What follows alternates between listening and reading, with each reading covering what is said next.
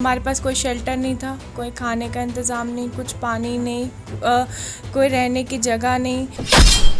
हमारे पास मेरी फ्रेंड्स हम लोग सब ऐसे चद्दरें ढूंढ रहे थे, रोड पे गिरी हुई जो चद्दरें थी वो लोग हम ओढ़ के आए हैं यहाँ तक।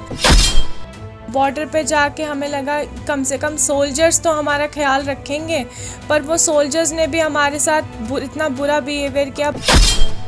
यूक्रेन तो भारत परती लड़की ने बयान किया अपना दुख। कई किलोमीटर चलना पिया पैदल। यूक्रेन तो देर शाम लुधियाना स्थित अपनी भूआ घर पहुंची तनुश्री ने उत्थों दे हालात बारे दस्सिया। उन्हें दस्सिया कि ਉਹ ਯੂਕਰੇਨ ਦੀ ਟਰਨੋਪੋਲ ਯੂਨੀਵਰਸਿਟੀ ਵਿੱਚ MBBS ਦੇ ਤੀਜੇ ਸਾਲ ਦੀ ਵਿਦਿਆਰਥਣ ਹੈ ਤੇ ਜਦੋਂ ਉਸ ਨੂੰ ਕੀਵ ਵਿੱਚ ਹੋਏ ਹਮਲੇ ਬਾਰੇ ਪਤਾ ਲੱਗਿਆ ਅਤੇ ਉੱਥੋਂ ਉਹ ਆਪਣੇ ਕੁਝ ਸਾਥੀਆਂ ਨਾਲ ਬੱਸ 'ਚ ਚੜ੍ਹ ਗਈ, ਪਰ ਬੱਸ ਚਾਲਕ ਨੇ ਉਹਨਾਂ ਨੂੰ ਰਸਤੇ ਵਿੱਚ ਹੀ ਰੋਕ ਲਿਆ ਅਤੇ ਉਹਨਾਂ ਨੂੰ ਕਾਫੀ ਪੈਦਲ ਚੱਲਣਾ ਪਿਆ। ਇਸ ਸੰਬੰਧੀ ਮੀਡੀਆ ਨਾਲ ਗੱਲਬਾਤ ਕਰਦਿਆਂ ਹੋਇਆਂ ਤਨੁਸ਼ਰੀ ਨੇ ਅੱਗੇ ਹੋਰ ਕੀ ਕੁਝ ਦੱਸਿਆ, ਆਓ ਜਾਣਦੇ ਹਾਂ। सबसे पहले अपना नाम। तनुश्री जी, आप यूक्रेन से वापस आए हैं, तो कैसे हालात थे वहाँ पर और कैसे आपको ये सब झेल कर यहाँ तक आ पाए हो, थोड़ा सा कैसा बताएं। सफ़र था? हालात ऐसे थे कि हमारे पास कोई शेल्टर नहीं था, कोई खाने का इंतज़ाम नहीं, कुछ पानी नहीं, कोई रहने की जगह नहीं।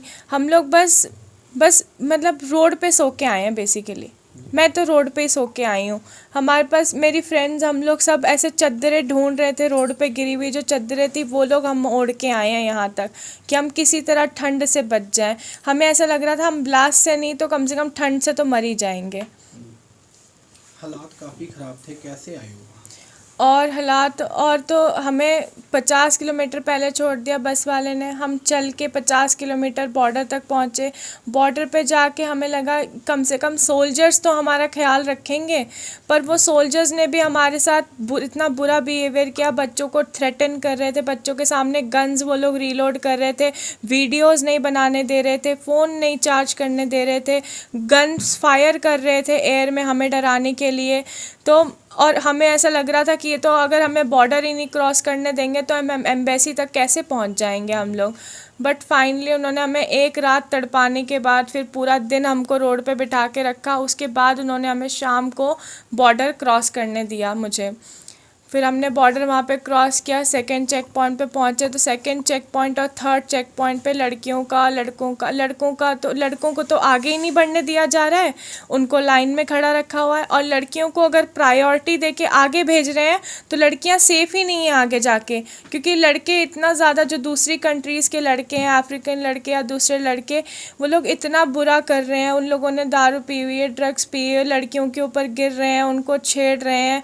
और हम लोग एम्बेसी वालों को कॉल कर रहे हैं कि हमें बचा लो, यहाँ से लड़कियाँ रो रही हैं कि बचा लो हमें, हम नहीं बच पाएंगे, हमें मार डालेंगे ये लोग। और फिर एम्बेसी वाले भी बोल रहे हैं कि हम आगे तक आ ही नहीं सकते बच्चे, आप लोग को अपनी ब्रेवरी से आना पड़ेगा आगे।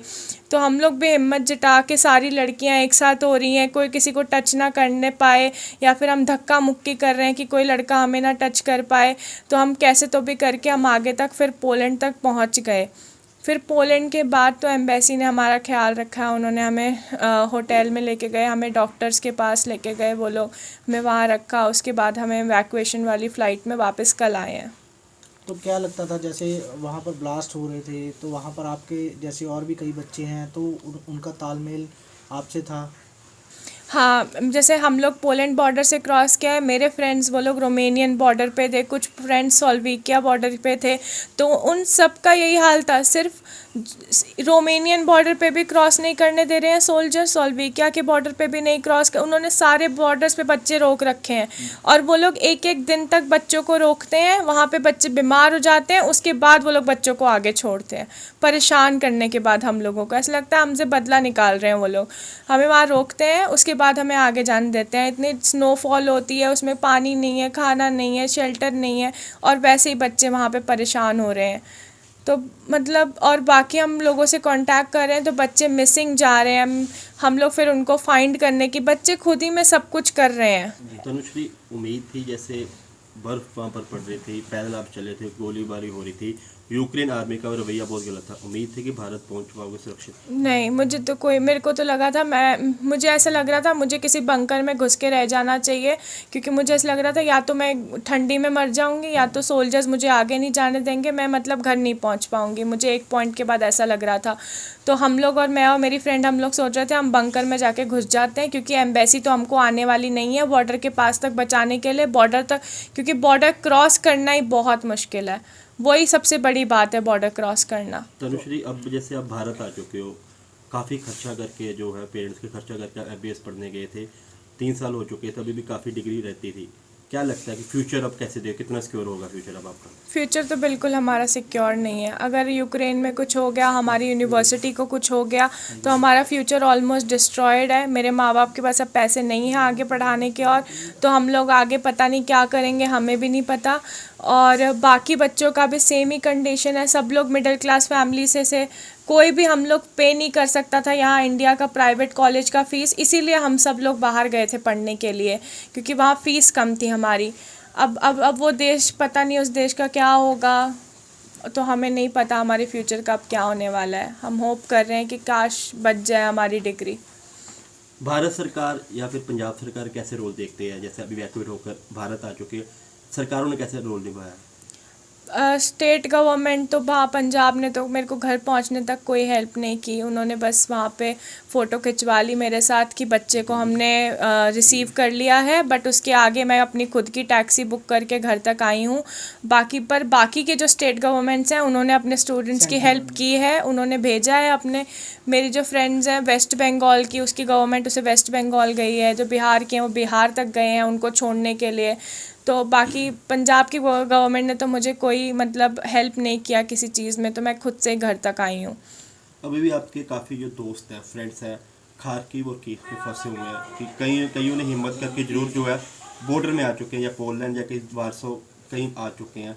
भारत सरकार को क्या अपील करना चाहेंगे, क्योंकि वो अब बाहर तो आ नहीं सकते बंकरों से, क्योंकि गोलीबारी लगातार हो रही है, क्या अपील करना चाहिए उनको? अगर एम्बेसी को लग रहा है, भारत सरकार को लग रहा है कि बच्चे खार्किव, कीव, जो भी जगह पे रशियन इन्वेजन हो चुका है वो खुद से बसेस करके पहुंच जाएंगे बॉर्डर पे, तो उनको बहुत गलत लग रहा है, क्योंकि वो नहीं पहुंचने वाले हैं।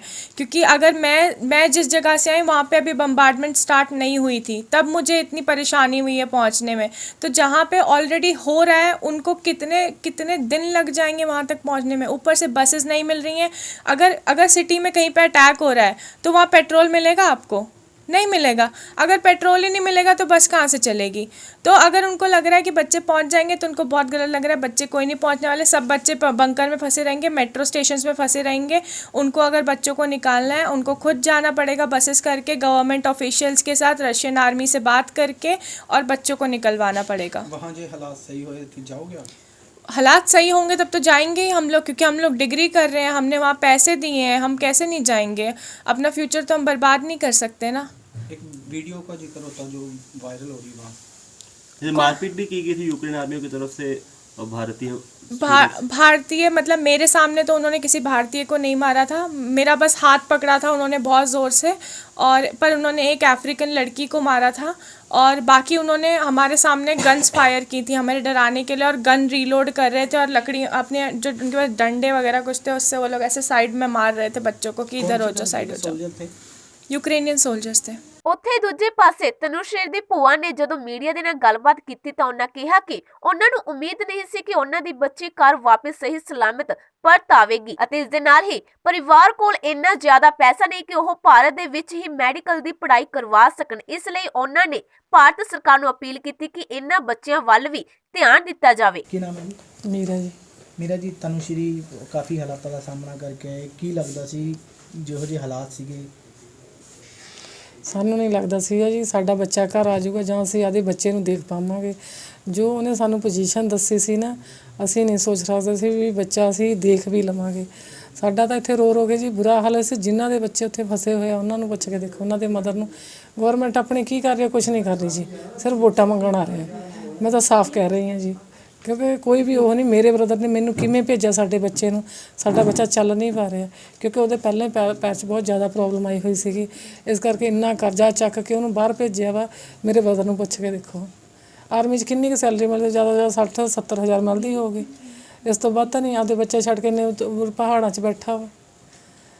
ਕੀ ਲੱਗਦਾ ਜੀ ਜਿਹੜੇ ਹਾਲਾਤਾਂ ਦਾ ਸਾਹਮਣਾ ਕਰਕੇ ਆਈ ਹੈ, ਪੈਸੇ ਵੀ ਲਗਾਏ, ਤੁਸੀਂ ਕਹਿ ਰਹੇ ਹੋ ਕਿ ਹੁਣ ਅਗਰ ਦੁਬਾਰਾ ਤੋਂ ਹਾਲਾਤ ਸਹੀ ਹੁੰਦੇ ਨੇ ਤੇ ਉੱਥੇ ਭੇਜੂਗੇ ਬੱਚਿਆਂ ਨੂੰ?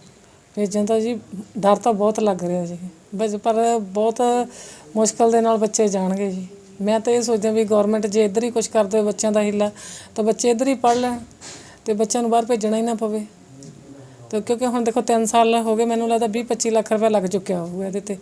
ਜੇ ਹੁਣ ਕਿੱਥੋਂ ਉਹਦੀ ਫਿਊਚਰ ਉਹਦਾ ਖਰਾਬ ਹੀ ਹੈ। ਜੇ ਉਹਦੇ ਕੋਲ ਪੈਸਾ ਹੈ ਨਹੀਂ ਗਾ, ਕੀ ਕਰੂਗਾ ਉਹਦੇ ਬੱਚੇ ਨੂੰ? ਔਰ ਬੱਚਾ ਚੱਲ ਵੀ ਨਹੀਂ ਪਾ ਰਿਹਾ। ਤੁਰ ਕੇ ਬੁਰਾ ਹਾਲ ਹੋਊਗਾ? ਨਹੀਂ ਜੀ, ਤੁਰ ਕੇ ਨਹੀਂ, ਉਹਦੇ ਵੈਸੇ ਵੀ ਪੈਰਾਂ 'ਚ ਪ੍ਰੋਬਲਮ ਆ, ਕਿਉਂਕਿ ਉਹ ਪਹਿਲਾਂ ਹੀ ਤਾਂ ਡਾਕਟਰੀ ਕਰਾ ਰਿਹਾ।